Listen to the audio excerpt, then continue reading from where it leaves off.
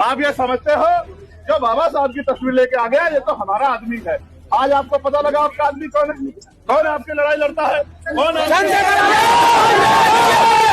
और मुझे शर्म आती है कहने में, और मैं कहना भी जरूर चाहूंगा, हमारा पढ़ा लिखा बुद्धिजीवी समाज जिन्होंने ये आंख बंद कर ली और ये नहीं सोचा कि जिनके पीछे आज खड़े हो रहे वो कल जब हमारे समाज के अधिकारों की बात आएगी तो वो बोलेंगे नहीं बोलेंगे।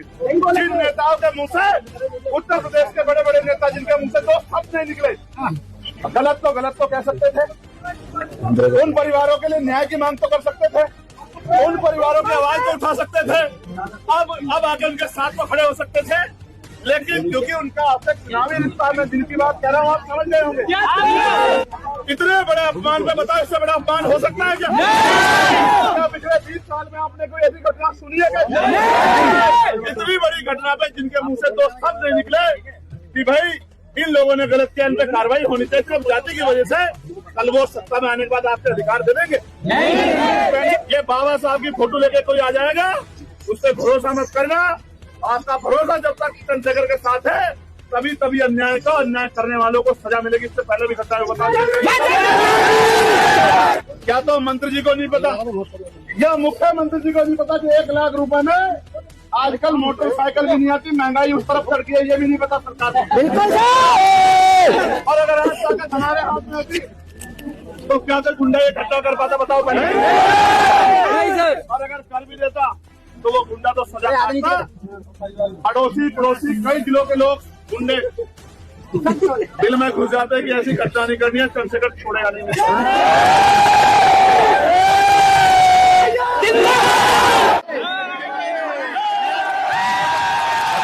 फिर से एक बार अपनी बात कहने के लिए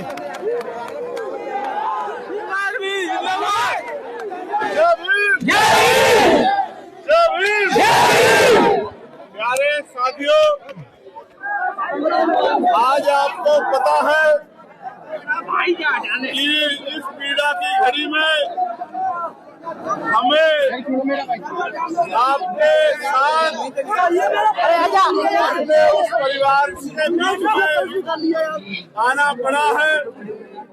आने का कारण भी आप लोग जानते हैं। हम लोग यहाँ शादी में शामिल होने के लिए नहीं आए, हम लोग यहाँ सगाई में शामिल होने के लिए नहीं आए। आज हम यहाँ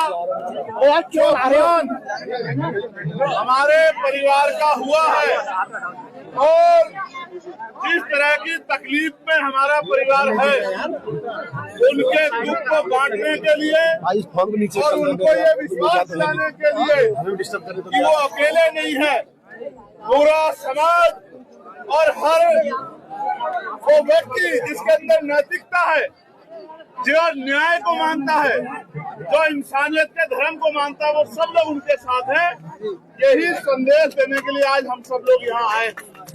प्यारे साथियों, ये ताली बजाने का विषय नहीं है, क्योंकि आप देखो आज मैंने घटना को जाना, जब मैंने घटना को जाना तो मुझे एहसास हुआ कि वो परिवार क्या कर रहा है।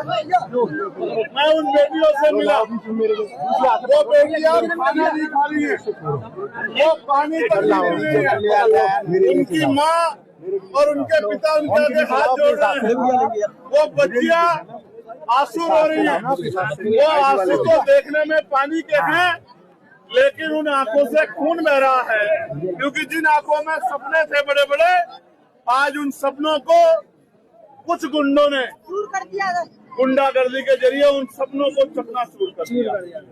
मुझे और आज सबको यहाँ पहुँचने में पीड़ा है, लेकिन मैं ये सोचता हूँ कि आज ये परिवार हम सबकी तरफ देख रहा है कि हम लोग उनका साथ देंगे, तो साथ के बाहर जाने से नहीं होता। वो साथ हमें उनका हाथ पकड़ के और कंधे में कंधा मिला के उनका देना। जब वो अपनी शादी की तारीख रखेंगे तो हमें उस शादी में शामिल होना है, सहयोग भी करना है। सहयोग इसलिए करना है कि उनका बहुत बड़ा नुकसान भी हुआ। आपने देखा एक पिता अपनी तरफ से लोन लेके अपनी बेटियों के हाथ में पूरा खाना बना हुआ, पूरी मिठाई बनी हुई, पूरा सामान तैयार, और सब कमन दो भाई मेरे। जिन गुंडों की वजह से हुआ वो गुंडे गिरफ्तार तो हो गए हैं, लेकिन जब तक उनको सजा नहीं मिलेगी हम लोग चैन से बैठने वाले नहीं हैं। अभी परिवार को खतरा है कि जिन गुंडों ने ये घटना की, ऐसा ना हो कल वो जेल से आके उन बच्चियों को या परिवार का जहाँ रिश्ता उनको परेशान करे, या उन लोगों को जिन्होंने कार्रवाई की, क्योंकि उन्होंने धमकियां दी, इसकी जानकारी पुलिस को भी है। तो उन्होंने 2 मांग मुझसे रखी है, उन मांग को मैं पूरा करूंगा। इस बात में आपको विश्वास दिलाता हूं। इनकी मांग ये है, पहली तो उनको वो भय के साए में है। हालांकि मैं मानता हूं कि किसी भी जाति में सब लोग बुरे नहीं होते, कुछ ही लोग ऐसे गुंडा तत्व होते हैं जो गांव के संस्कार और बहन बेटियों के सम्मान की परवाह नहीं करते। मैं मानता हूं हर जाति में ऐसे आदमी बहुत बड़ी संख्या में नहीं। अगर सब लोग इतने अन्यायी हो जाएंगे, सब लोग इतने अत्याचारी हो जाएंगे, तो फिर ये प्रकृति जो है, ये जो सृष्टि है, दुनिया चल ही नहीं पाएगी। इसलिए मैं मानता हूँ कि उनकी संख्या कम है, लेकिन मुझे दुख इस बात का है कि उनके परिवार ने उनको अच्छे संस्कार नहीं दिए। गांव की बेटी बहन ही होती है, और उनकी लड़ाई अगर कुछ भी थी तो वो परिवार के पुरुष लोगों से लड़ लेते। उन बच्चियों को पीटना नहीं चाहिए था, उनका अपमान नहीं करना चाहिए था, उनके रिश्तेदारों को और बरातियों को नहीं पीटना चाहिए था। ये मानते हैं कि बरात तो मेहमान को भगवान होता है, लेकिन उन्होंने तो पता नहीं कहाँ के संस्कार उनमें है। तो मैं इसकी वजह से पूरे समाज को गलत नहीं मानता। मैं मानता हूँ चंद लोग बुरे हैं, उन्होंने अपराध किया, उनको सजा मिलेगी। लेकिन यहाँ आप लोगों को भी समझना है, मैं कभी कभी आपकी तरफ भी देखता हूँ, कोई भी बाबा साहब की तस्वीर लेके आ जाता है, आप उसको अपना मान के उसके पीछे पीछे चल पड़ते हैं। आप ये समझते हो जो बाबा साहब की तस्वीर लेके आ गया ये तो हमारा आदमी है। आज आपको पता लगा आपका आदमी कौन है, कौन आपकी लड़ाई लड़ता है, कौन है? कोई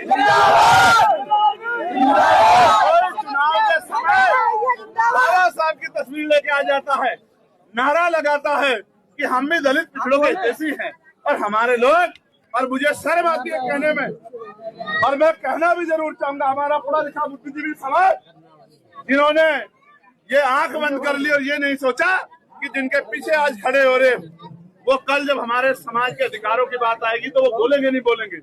जिन नेताओं के मुंह से, उत्तर प्रदेश के बड़े बड़े नेता जिनके मुंह से 2 शब्द नहीं निकले, मैं मानता हूं कि आपके अंदर जाति का एक भाव रहा होगा कि भाई जाति के लोग हैं, लेकिन गलत तो कह सकते थे, उन परिवारों के लिए न्याय की मांग तो कर सकते थे, उन परिवारों की आवाज तो उठा सकते थे, अब आके उनके साथ तो खड़े हो सकते थे। लेकिन क्योंकि उनका आपसे चुनावी रिश्ता, मैं जिनकी बात कह रहा हूँ आप समझ गए होंगे, आपसे चुनावी रिश्ता रखना चाहते हैं। वो जब बात करते हैं तमाम नारों के, उनके नारों का सच ये है कि जो आपके आत्मसम्मान की रक्षा नहीं कर सकते, वो कल ताकत में आपके अधिकारों की रक्षा भी नहीं कर सकते। इस बात को आप मेरी जान लेना। ये इशारा आप लोगों को समझदारी रखने के लिए कि जिन लोगों ने इतने बड़े अपमान पे, बताओ इससे बड़ा अपमान हो सकता है क्या? पिछले 20 साल में आपने कोई ऐसी घटना सुनी है क्या? इतनी बड़ी घटना पे जिनके मुंह से 2 शब्द नहीं निकले कि भाई इन लोगों ने गलत किया, इन पे कार्रवाई होनी चाहिए, सिर्फ जाति की वजह से कल वो सत्ता में आने के बाद आपके अधिकार दे देंगे? चंद्रशेखर भैया, मैं इसलिए समझा रहा हूँ कि आपको अपनी लड़ाई स्वयं लड़नी पड़ेगी, या फिर आपके लिए मरने के लिए भी हमारे आजाद समाज पार्टी के लोग खड़े हैं। आप इस बात को याद रखना, ये बाबा साहब की फोटो लेके कोई आ जाएगा उस पर भरोसा मत करना। आपका भरोसा जब तक चंद्रशेखर के साथ है तभी अन्याय करने वालों को सजा मिलेगी। इससे पहले भी घटना बता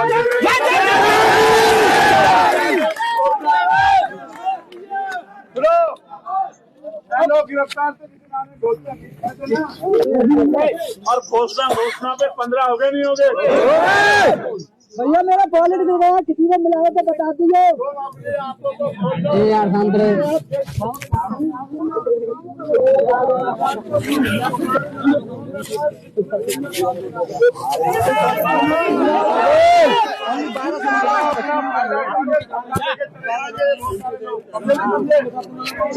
मीडिया के माध्यम से कहना चाहता हूँ कि प्रशासन को इस परिवार की सुन लेनी चाहिए। कैसे और इनको सुरक्षा के लिए लाइसेंस दिया जाए। ये परिवार कमजोर परिवार है, कल उनसे जुड़े हुए गुंडे इस परिवार को नुकसान पहुंचा सकते हैं। तो इस परिवार की सुरक्षा का ध्यान रखने की जिम्मेदारी प्रशासन की है, सरकार की है। और एक और बात जानो, एक और मजे की बात बताता हूँ, कान खोल के सुनो। देखो, मैं पुलिस का बहुत धन्यवाद दूंगा कि यहाँ पुलिस ने बहुत अच्छी कार्रवाई की। मैं पुलिस के साथियों का धन्यवाद दूंगा, लेकिन सोचो कि आपके इतने बड़े नुकसान की कीमत उत्तर प्रदेश की सरकार ने क्या लगाई? क्या लगाई आपको पता है? 1 लाख रुपए। ऐसा ही मैंने सुना कि मंत्री जी घोषणा करके गए 1 लाख रुपए। आप मुझे बताओ, क्या तो मंत्री जी को नहीं पता या मुख्यमंत्री जी को नहीं पता कि 1 लाख रुपए में आजकल मोटरसाइकिल भी नहीं आती, महंगाई उस तरफ चढ़ गई है, ये भी नहीं पता सरकार को। बिल्कुल 12-13 साल से 10-11 साल से तो सेंटर में भाजपा के लोग है या नहीं है? और 6-7वें साल से उत्तर प्रदेश में है, और इनको ये नहीं पता कि महंगाई कहाँ होगी है। 2 बच्चों की शादी के लिए 2 लाख रुपए की मदद। किसी की नेता की गाय भाग जाती तो उसको 2 लाख रुपए का मुआवजा दे देते, पूरा प्रशासन लगा देते। और आपकी कीमत क्या लगाते हैं? का फायदा और अपने दिमाग को सुनो, क्या कीमत लगाई तुम्हारी बताओ? क्या था 2 लाख रुपए में एक मकान नहीं बनता, 2 लाख रुपए में गाड़ी नहीं, 2 लाख रुपए ये तुम्हारी हैसियत लगाई भाजपा की सरकार ने। 2 लाख रुपए आ रही है। और अगर आज ताकत हमारे हाथ में होती तो क्या कर गुंडा ये इकट्ठा कर पाता? बताओ पहले। और अगर कर भी देता तो वो गुंडा तो सजा पाता। अड़ोसी पड़ोसी कई जिलों के लोग गुंडे दिल में घुस जाते कि ऐसी घटना नहीं करनी है, चंद्रशेखर छोड़ेगा नहीं। 25-25 लाख रुपए का मुआवजा इन परिवार को दिया जाता और इनकी सुरक्षा पहले दिन सुनिश्चित की जाती और इनको एक 5 एकड़ का पट्टा दिया जाता कि भाई आप अपने आप को अकेला मत समझना, सरकार आपके साथ खड़ी। लेकिन क्या करें, गूंगी बहरी सरकार आपकी कीमत लगाती है 1 लाख रुपए। सुनो, कितनी कीमत लगाई? जोर से बताओ। भैंस की कीमत भी, भैंस भी 1 लाख रुपए से महंगी आती है।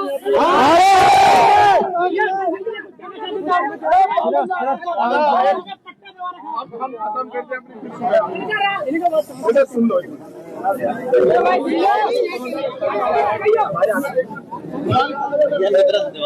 अब आगे आ जाओ।